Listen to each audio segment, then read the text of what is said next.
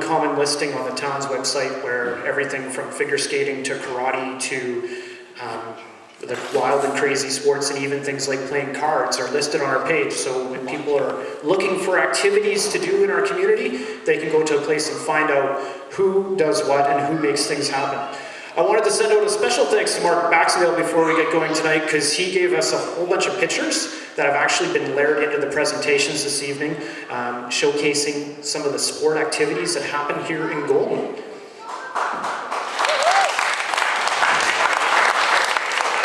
And of course, a very special thanks goes out to Columbia Basin Trust. I've had numerous conversations going with Columbia Basin Trust about some of the new initiatives that they're working on and how they're starting to get engaged in different recreational-based programs.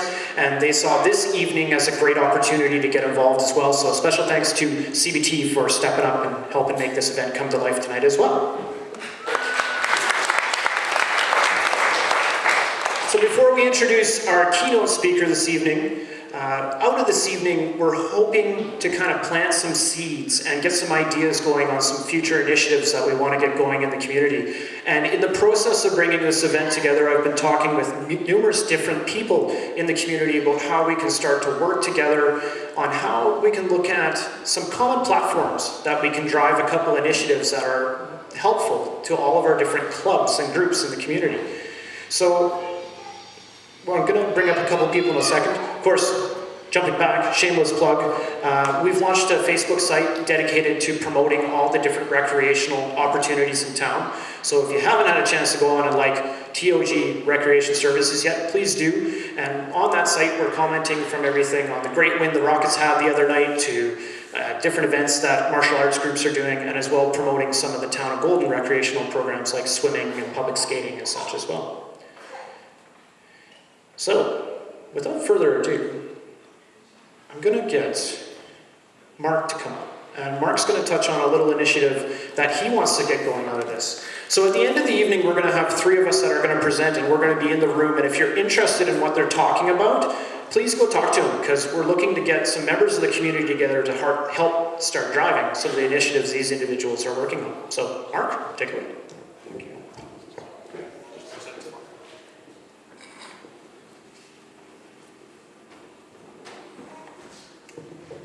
Good evening, Golden. Hello? Is anyone there? Thank you very much for coming tonight. I'll just give you some background where this one came from. 3 years ago, I was working on a website with Dave Best, and he said, you guys, you all come to me for building websites, and you all come and moan about things, and you all do the same thing, you all chase your own tails, and why don't you get together and form a bigger group? Take away some of the hardship that you're all feeling and try and develop, well, we'll call it a sports association for want of a better phrase at this point in time. So they sat with us and we went through the website development. At the end of it, we came back to this project. And Dave couldn't be with us tonight. He's had reconstructive surgery on his shoulder, so our best wishes to him on his speedy recovery. And we went to the town, and we thought the town would be a great place to go, but at that time it wasn't on the agenda, so it fizzled. But it sat in my mind. It sat there for 2 years. Come October of last year, I was in Vancouver at a sports convention, and I saw the presentation you're going to see later, Dave Ellis, and the light bulb went off again. At that point, I realised this is what we should be doing, this is what we should be working towards, and this could be a point to actually leverage this whole process into this community. I think this community is very well placed in a whole plethora of reasons to create good athletes, and good kids, and keeping kids in sport. A lot of our sports associations have got the requirement to keep kids in sport and develop a healthy and athletic lifestyle, and we need to know how to do that. And I think when you see this presentation, hopefully a few other light bulbs will go off, because it made a whole bunch of sense to me. And when I've explained this, some basics to some parents who've got kids in sports and they see some of the downturns that they're getting, and you explain what's going on, then it makes sense. So it still sat with me, and I'm still thinking, how do we get this here? And then about 2 months ago, I was sitting in Jordan's office, shooting the breeze with him, as you do with all town employees, because there's nothing better to do on a Tuesday afternoon. And he said he wanted to put the town out there. And I said, wow, that's great, because I want to put sports out there. And sports in general. Like, you know, I'm associated with a number of sports associations in town, but this is reaching out to all those I don't touch either. Well, we don't touch, and there's a lot of us out there, right? Somebody said there's too many sports in this town for all the kids to get involved in, which is true. Somebody said to me last week, wow, wouldn't it be great to have a schedule so nothing overlapped? Wow, that's shooting for the stars. So here we've got a few pictures that you might recognise, some of them guys. Some of the sports that we're currently involved in. And I know that I apologise for those that aren't here and should be represented, but I can't be in all the places all the time either. So this whole concept of what we're trying to do here is creating what I call an umbrella organisation that would take the entire sporting organisations in town and take away some of the hardships we see.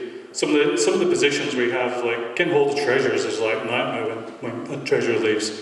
Grant writing is something that is a speciality. And this is where Dave came from in the first instance. He says, there's lots of money out there, why don't you go and get it? Well, every association's got a fundraiser and a grant writer. Some people are really good at it, some people don't like doing it. So this would be the objective.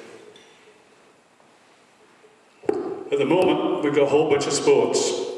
And these sports are doing a great job, everyone's doing a fantastic job out there. But from where I'm standing and looking back at it, we're all going in slightly different directions with the kids. And what would be nice, and I had this conversation with Christine from gymnastics a couple of weeks ago and Steve Dykes, well, what would happen if we actually, we're creating some great kids out there, what would happen if we actually did this? And we lined all our initiatives, and we have behind us, as organisations, a broader spectrum of support services. And when you go and speak to the higher end, high performance athletes, there are structures behind them. They're not just turning out athletes, there's a plan behind them. We're not just going like the signs work, willy-nilly all over the place. It's structured. And that structure should come down to grassroots level. And if we mimic some of the structure in place at higher levels, then bring it down here, then it makes sense. There's this flow of what we're trying to do with the kids. And keeping kids in sport. We see a lot of fallout of kids for various reasons. So if we did that, we'd have a win-win situation. In fact, there should be another win on there as I see it. We'd have a win for the kid, because he's going to get, or he or she's going to get better coaching across the board, and there'll be a continuity going between summer and winter sports. There's a win for the parents, because they're the banks of mum and dad, and they pay for all this expensive sport. And there'll be a win for the coaching fraternity as well. They get probably a better feel-good factor, because that's why these coaches do it. So I'm saying possible objectives, and these are possible objectives. This is my thought, and later, if anything that we've said tonight, and what Dave's going to tell you about later, that, again, sets those light bulbs off or gets you thinking. If you've got any interest in these thoughts, then I'd be more than delighted for you to come and put your names down on a piece of paper, and we can get together sometime and start hopefully taking this forward. It might die a death, who knows, but we're having a crack at it. So as I said, just to go back on some of those very brief points, this would be an umbrella organisation for all sports in this community. It would build on the development from the kids up, not the organisation down. The unit of currencies, I refer to it as a kid. So that would be the focus, looking at what we're doing with the children as they pass through all these programs. Grant writing services, yeah, it goes without saying there. I was blown away once when I started briefly looking at money out there. And the money that passes us by isn't coming into this economy, isn't coming into our community, and how we develop it. Scholarship funds, we could build a scholarship fund for those that should be in sport, but maybe there's financial barriers, can't be in there. I'd like to see every kid in sport, that would be my objective. The liaison between schools and sports associations. In one of the conversations I had with an educationalist, and I've put it in there, you might think that's been a bit provocative, the demise of sport in school. Going back to my day, every Wednesday afternoon I was playing sport from 5 through to 17, and that's what we did. That doesn't seem to exist anymore. Coaching development across all sports. There's broad level spectrum coaching courses, and when you see the high level coaches we do have in this community working with all different skill sets, it's phenomenal to see. And if we can raise the coaching awareness, then that'd be great. We do just push. Oops. Sorry, just skip back there.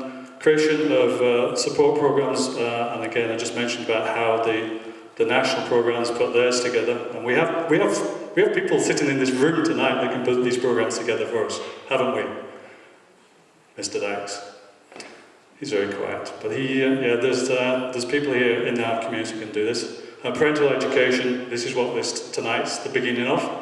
These are going to be repeated, we hope, every spring and fall, and educating parents on how the kids pass through sports and what happens to them is critical, as far as I see. We talked about treasures as well. And this was one that when I mentioned this to a few people, they all got very excited. What would happen if there was a golden passport and every kid had a coach's report as they came out of one of the sports, so that when they go into the next sport 4-6 weeks later, they might know what's happened in the past season with that particular child. I witnessed a conversation last year. We've not seen this kid since March. You might guess what sport it is. You know, they grow 2 inches, then what happens? So it's almost a starting learning curve again. But if there was a continuum of coaching for the kid, for the athlete, then that might help. Improve that process as well. So that's it, thank you very much. That's the abbreviated version. I could go on about this all night, but I won't. And I'll see you in the corner if anyone's interested later. Thanks.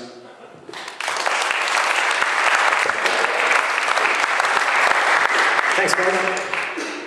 And as Mark mentioned, he's definitely been one of the passionate individuals who really has been working on driving some different ideas and getting some of the groups together and working on some consistency.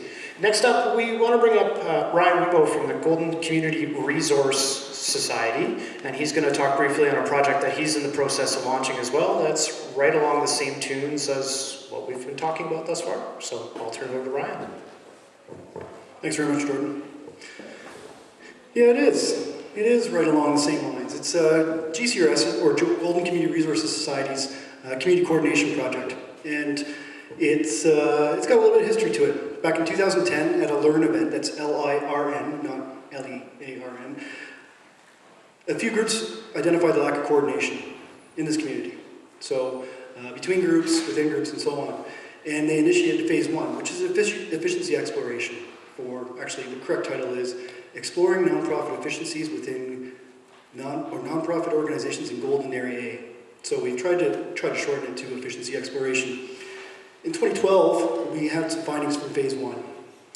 Big numbers, 188 or 189 nonprofits serving Golden Area A. That's a community of 6,766 according to the last census. We have over 100 locally registered, and that compilation was very hard. The province, the BC Registry Services, doesn't make it easy to figure out what groups are here, where are they registered, what groups are serving. In fact, it took a number of different, actually 6 different contacts within that department to figure out and pull off an unofficial list of the locally registered groups. That means it's about 2.5 times per capita compared to the national average. So I think across Canada there's about 166,000 organizations. We've got 100 plus in this area alone. And we found that a lot of resources were being spent on general and administrative expenses. General and administrative expenses include things like your filing for your nonprofit organization, basic marketing, those those things that you do before you actually get the chance to fulfill your mission as an organization. And that, I think, is a real shame. So we outlined some efficiency opportunities on goldenloom.ca. Loom as in weaving together, a very strong fabric for the community. And it includes an all nonprofit organizations list. Now this list is developed with Google Docs, so anyone can update it. And I invite everyone to take a look at their organization, see if the updated contact information is there, because otherwise, if one group wants to contact the other groups, well, you better know who's the chair or who's the director or who's the treasurer to get that message out. And it can get out of date pretty soon. So always a great thing to update that list. And it also includes research from Golden, what the state of the nation is here in Golden, and other communities. So what are they doing up in Jasper? Jasper has a community team model, very neat thing. Revelstoke has a community coordinator. There's tons of different ideas that we can Goldenize over here. So that was the history. Now phase 2 is about developing a community team board. And this was coming under the guidance of Connie, which really liked that model. And the research suggested that that could work here. The reason why it came at the top of our list of options was because we realized there's no single, and I'll even argue effective, decision-making entity or process in this community. We've got all these groups going all in all the different directions. That was a great image that Mark provided earlier.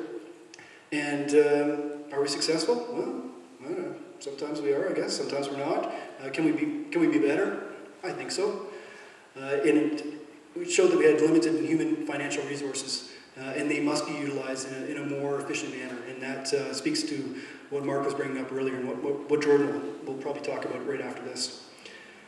And then there's also the continually tightening regulatory changes. So whether it be from CRA or BC government and so on, I don't think, and I hope it's not going to be easier to become a new nonprofit, to become a new charity. There are so many of them out there. It's a simple $35 filing fee, or registration fee, and a $25 a year filing fee. It's pretty easy for any group to splinter off and go in their own direction, do their own thing, and not necessarily communicate or collaborate with anyone else in the community. We hope that through this project we'll create coordinated and supported decision-making, planning, and resource utilization. We'll improve community alignment and economic development, which is absolutely critical to our community, and ultimately we'll have a higher quality of life for residents and more likely to keep all of us here. So the current supporters of this project have been a very generous grant from the Columbia Basin Trust, their social grants program. The Vancouver Foundation is pending right now, and that's why we've been slow to roll out all of our activities. And also the town of Golden has contributed some cash. The activities include, in general, capacity and organizational development. So communication, coordination, collaboration, and ultimately, the other C, the one that I've been scared to talk about up until now, and that's consolidation. Do we need to have as many groups as we have? Do we need to have a treasurer for each organization? Is there a way we can still fulfill our missions, have a high quality of life, and simplify the back end, simplify the governance? I hope so. So this project also looks at improving coalition support. We'll get to that in the next slide. So it involves everyone that's willing, organizations, businesses, government, individuals. Everyone out here tonight is a good sign that there's some interest for this. And the timing is now. We've actually started a few months earlier, but as I said, we're rolling it out slowly. The summer will be very busy, the fall even busier, and by December 31st, January 1st of next year, we hope to have a community team in place. What does that look like? Well, here's one idea of what it could look like. So it's just a sample, just an idea, some sort of graphical representation about what we're talking about. We've got a number of different groups, alliances, coalitions, call them whatever you want. Call them whatever the groups that want to be part of them want to call them, that's fine. But it looks after all the citizens in the community, whether they be child, youth, family, seniors. Looks after what the organization function is, whether it be health and social services, arts, culture, heritage, and events, sports and recreation, right at the top tonight. That worked out really well. And trails, a huge opportunity, although we have no hiking club in town. Business organizations, so we've got a number of different business organizations that represent business interests. We've also got government, a couple levels, a couple different locations. And we've got probably 12 different funders offering 14, well, actually probably offer close to 28 different programs that we can access just locally. How do the funders make sure they're making the right choice for funding a project? Well, hopefully they have a system, but can we improve that system? I think so. And then that's up there as a sort of a placeholder. Are we missing something? Have we misdefined one of these? Possibly. I'm open to that. I'm open to changes. I just want to get this message out here and start you thinking about what could be. We want to facilitate, not dictate. We want to strengthen, not weaken. And we want to make things simple rather than more complex. And ultimately, those coalitions, which know their subject area best, and know their user groups best, can feed into a community team or community board. Call it what you will. So, if you have any questions on that, please don't hesitate to contact me right here tonight. I'll be around. Or give me a call at home. Or send me an email and take a look at Golden Loom and make sure your organization's contact details are up to date. If you also would like to speak to Connie Barlow, the project sponsor and ED of GCRS, feel free to contact her as well. Thanks very much. That's all right. All right, rolling along. Sport for Life.